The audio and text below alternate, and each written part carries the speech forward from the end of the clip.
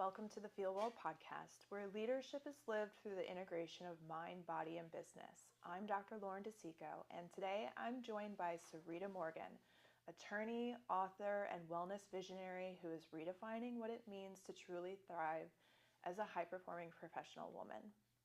She's the founder of Southwind Law, where she provides business law support specifically for wellness entrepreneurs and holistic providers. And what makes her work so unique is how she blends legal structure with intuition, emotional resilience, and sustainable success. She's also the creator of Happy Bar Prep, helping law students and attorneys succeed without burnout. This is prioritizing joy and longevity over pressure and depletion. What I appreciate most about Syrita's work is how she challenges the idea that success requires sacrifice, and instead shows that you can build something that is both legally solid and deeply aligned. So I'm really excited for this conversation. Welcome, Syrita. Thank you, Dr. Lauren. So this is, an interesting direction to go with law. You've built a career that bridges law, wellness, and personal alignment. What led you to question the traditional path? The traditional path of wellness? The traditional path of legal practice and practicing law and going into the direction of bridging this together with wellness. So I was very passionate about wellness even before law school, and I always had the mindset that my life should feel good, and the way my life feels is a good indication of whether or not I'm in alignment, like acting in alignment with what's true for me. And so when I got to law school, I felt a call to go to law school. Mm-hmm. And so in my mind, just based on the way that I operated previously, it should feel good. If I'm choosing to be there, I want to be there. And I didn't see a lot of that in my law school environment. People who had elected to go to law school were truly suffering the law school experience. And a lot of attorneys would warn that it's hard, like don't do it if you don't have to. And no one seemed to be truly enjoying being an attorney. And so while I was in law school, I made a commitment to myself that, one, I wanted to make sure I was building myself into a life that I enjoyed and that I could handle.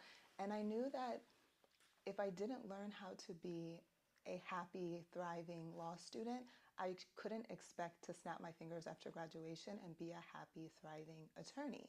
So while I was in law school, I started playing around with tools that could help me to mitigate any type of stress or maintain grounded, keep myself very clear so that I can always listen to my intuition, which really keeps me one step ahead of life happening to me. It's what makes people think I'm just lucky all the time, but truly I stay really connected with my intuition and I let that guide me, even if sometimes it looks on the outside looking in like absolutely crazy or illogical. So that's really how this all started. Was before law school. I was obsessed with wellness and prioritizing my joy in my life.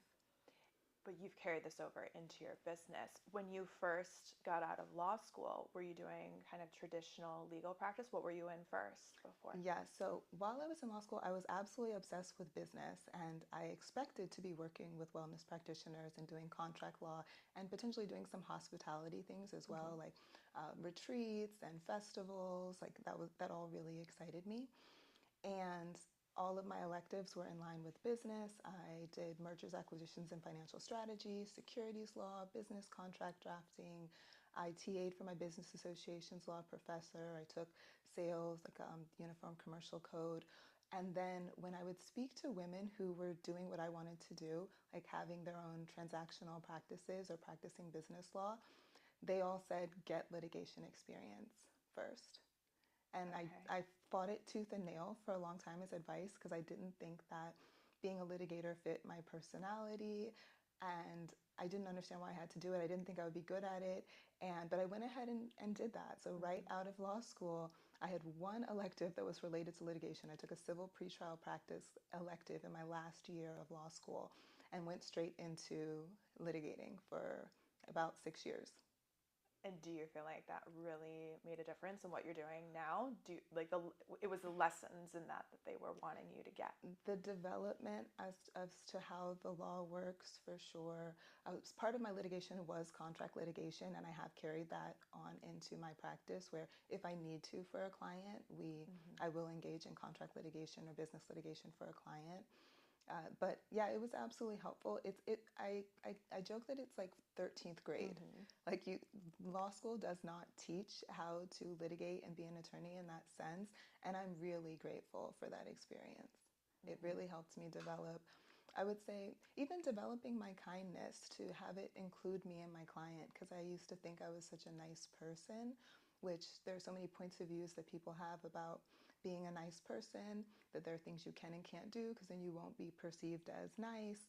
And it really helped for me to develop my shark teeth as an advocate, and still maintaining that I am a kind person and a compassionate person, but I'm also typically willing to do things that are outside of what someone thinks a nice person would do when it comes to advocating for my client. And what kind of clients are you typically working with? Are you working with large businesses in the wellness industry? Or are you working with people that are just like myself? I'm a single provider that I'm my only employee in my business. Are you taking it all on? Are there certain types of entities that you're looking to work with? Most of my clients are smaller businesses. Some of them don't look particularly small to the community. Like, for example, maybe like a farmer's market that operates in multiple counties, but it's really a small business, or a beverage company that might have a high profile, but it's still a small, very small business. And why would one of these businesses want to hire someone like you? Because in my, without knowing too much about it, you kind of just like do all of the things, like you get your LLC and you just start operating. What are the things that we need to know as small business owners of why we would want to work with an attorney like yourself? So the clients who find me, some clients don't find me until they're actually in trouble because they attempted to do everything on their own, and they realize they didn't do things in an ideal way. And so they find me once they actually are almost required to find an attorney. Though what really attracts the people who work with me to me is my understanding of the energetic world, and not necessarily being required to think logically all of the time. And also the emotional intelligence that I bring to our conversations. So I actually am an energetic healer as well. So I hold that too, and I'm very active in that space and in that world. So I can have a conversation, like just this week I was having a conversation with a client who may be considering bankruptcy. And she was actually coming to me for a second opinion because another business attorney had advised her that that might be on the horizon for her business. And while I certainly explained to her why she may want to consider that, there's also a cultural stigma involved with bankruptcy that some people want to avoid. And so even though I talked to her about the legal implications of if she did need to go that route, I also discussed all of the great things that I knew about bankruptcy from my time working in a bankruptcy courthouse in downtown Los Angeles, and the way I saw it transform people's lives for the better. And then I let her know, if there is something like shame or embarrassment or failure that you might be feeling, those are just feelings and you don't have to choose to feel them. And especially looking at how many successful people have filed bankruptcy so many times. And it's really a tool in our community, and our economy can't really survive without the bankruptcy laws. And I told her, I was like, even if you choose not to feel embarrassment or shame, it's likely that other people will feel those things for you. And if it were me and people were choosing to feel embarrassment for me or shame for me, I would find a way to use that to my advantage. And we just had a really great conversation to put her in a place where she's more willing to choose the legal tools that are available to her. Yeah, I mean, that particular sector of industry of like wellness and energy, we're so like intuitive and in our feelings, which is what benefits us in our business as far as like how we practice. But the logistics part, it's like you're really helping to separate that emotion and kind of, but you also understand it too because you yourself are intuitive and energetic. So where do you see that there's like the biggest legal gaps in the wellness or coaching businesses right now? The biggest gaps are at the very beginning, Okay. where people are choosing to start businesses on their own. Their structures don't always protect them well, or sometimes people might have set up the right structures, but they're not operating in their systems correctly. Some people might not be properly separating their business and their personal finances, especially as a newer entrepreneur when they're relying on their business for income. There is a right and wrong way to do it, and not all of that is completely legal. Some of it is accounting as well and having the right plans set up. But that's where I see the biggest issue in not having that accounting plan, and following it can really open people up to liability if anything were to happen. So you mean like being set up as like a sole proprietor, an LLC, or like those different types of entities? And as an LLC, having your operating agreements, even if it's just yourself by yourself, you want to have documentation of how you as an individual interact with that business, especially when it comes to how the business is directing money from the business to you personally. So how would you explain to somebody, especially with an energetic point of view, how these contracts, boundaries, clear agreements actually are protecting your energy versus just like being open with your energy, but it's actually doing a positive thing for our energy? Yeah, I think boundaries are a really great way to state what contracts are, because it's such a buzzword right now, and people realize that boundaries aren't all about keeping everything out. But once there are proper parameters set in place, we are more free to give of ourselves once there are those parameters there, because we don't have to be shy about perhaps our subconscious might want to protect us from exhaustion on our end, or the unknown of what someone else will or won't be willing to do, especially because sometimes we can be energetically aware of what someone else is actually capable of doing when push comes to shove, or if things go south. Even if we don't want to admit it to ourselves, we could be fully aware of that. But contracts take it, and it really takes all of that off of our plate. We don't have to worry about what someone will or won't do, if things went south, because the contract says, who's going to be responsible for X or Y, in different events. Yeah, and I think your point about being kind, like a lot of times that puts us in a position of over-giving and exhausting ourselves, but also putting ourselves in a position of being walked all over, but we're devaluing ourselves. I think when you have really clear boundaries or expectations from your clients or the people you're working with, it makes your value, your energetic value, even higher, because they know what they can get and they know what they can't take from you as well. Right, yeah, that's true. Where do you see that people or businesses are unintentionally creating stress or instability for themselves by avoiding the legal side? I would say probably the biggest thing that I have when I have people come to me when they are coming to me because they now need an attorney, especially in the litigation space, is not reading the contracts. It's not even that they maybe read it and didn't understand. They absolutely just sometimes do not read contracts. And what people don't realize is that even if the person that they're contracting to work with in business, be it a partnership or a venture, even if that person has the best of intentions, sometimes that other party is going to ChatGPT or something like that, or getting a form contract off of the internet, and they might not have really read it either. And especially with AI and ChatGPT, if you ask it to make a contract, it's going to make it severely in favor of the drafter and have very extreme clauses in it. And at the end of the day, the courts assume that two people doing business are sophisticated parties, that they either have an understanding of their contracts or have had lawyers read them, and they're going to enforce these extreme clauses in these contracts. Do you think that people are going into these contracts without reading them because they're coming from an energetic place of almost like desperation, or because they want their business so badly to be successful that they're entering into these contracts kind of blindly?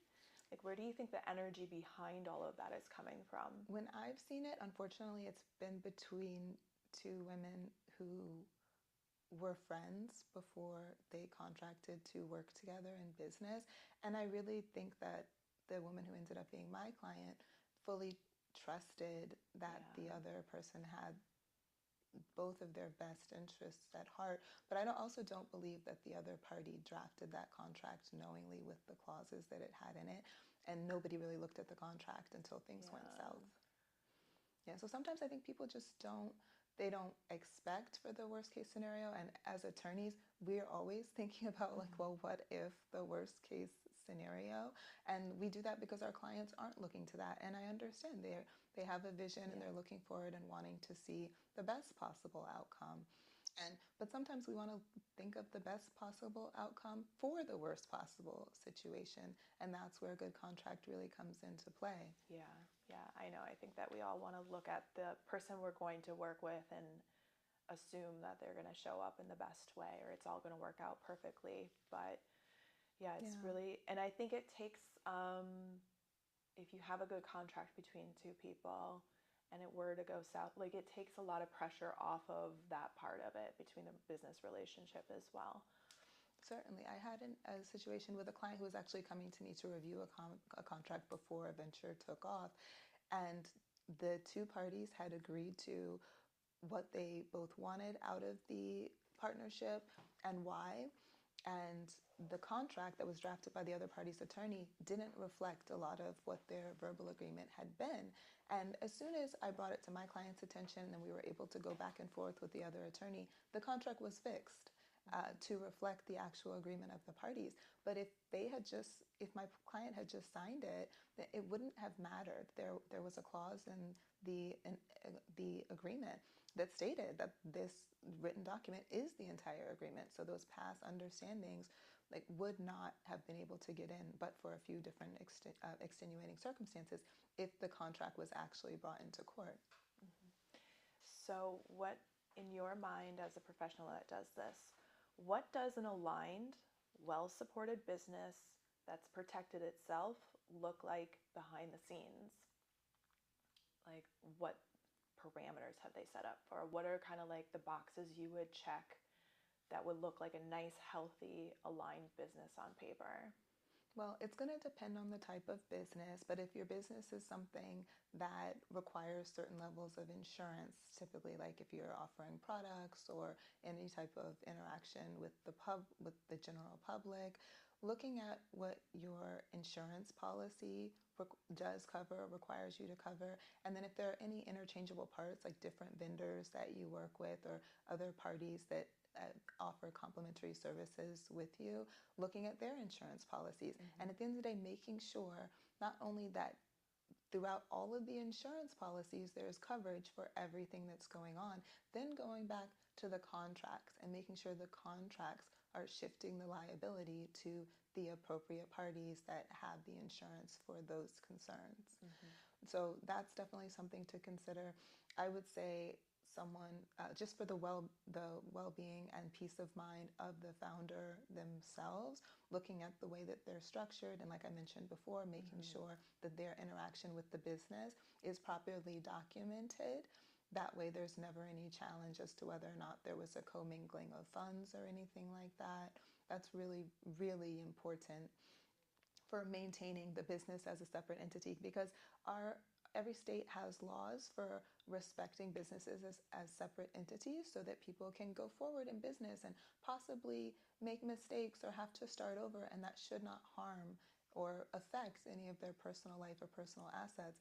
But for the state to respect the business as a separate entity, business owners ourselves, we also have to respect our businesses as separate entities. So that's definitely really important as well. And even if it's just a sole practitioner, even if you're the only person involved in the business, still having that relationship documented is really important. Another thing I would say is trademark protection or copyright protection. If you have a brand that you're building up, the name of it as far as marketing efforts and things like that, you want to make sure that you actually have ownership of that. So I've had clients who don't attempt to trademark until years later, and then they find out that they cannot trademark their name and that Because possibly someone else already has it. yeah. And so then it's pretty much either time for a rebrand or they have to engage with that other party and consider a licensing agreement. Really. Yeah, and that's really unfortunate when it's Something that you've spent your time and effort yeah, building and having people yeah, know is like familiarized with yeah. yourself. Yeah. And I have a client who ended up she's going through a rebrand because when she went to go do her trademark, there was another person that filed for a very similar trademark, and it was literally within months of the same time that she had started doing Yeah. business, and this was years ago. And so if she had, looked into it, she could have either seen that, hey, I am going to go ahead and build my business with a different name, or she could have possibly spoken to that person and been able to license with them. And she still had that option, but she did choose to rebrand. Yeah. Yeah. Well, so you can save yourself a lot of heartache at the end of it. Yeah, So because doing all of this stuff up front. yeah, Definitely. certainly, and not getting attached. It feels overwhelming. I will be honest, as someone who started a business from absolutely nothing and whatever, doing those different steps in the process feels very overwhelming. So I think having an asset like you would be incredible for the people that are going into it and can do it. And you're really going to fast track your business, honestly, too, instead of learning the hard way along the way. Right. So, okay, so we're going to go into our FeelWell standards. So this is where we go through a rapid round of questions so you can show us how you live and perform as a standard. So I'm going to shoot off these to you and you're just going to answer whatever comes first. So clarity or creativity? Clarity. Discipline or intuition? Intuition. Work first or self first? Self first. Legacy or lifestyle? Lifestyle. Energy or effort? Energy. Thank you. That's great. Thank you.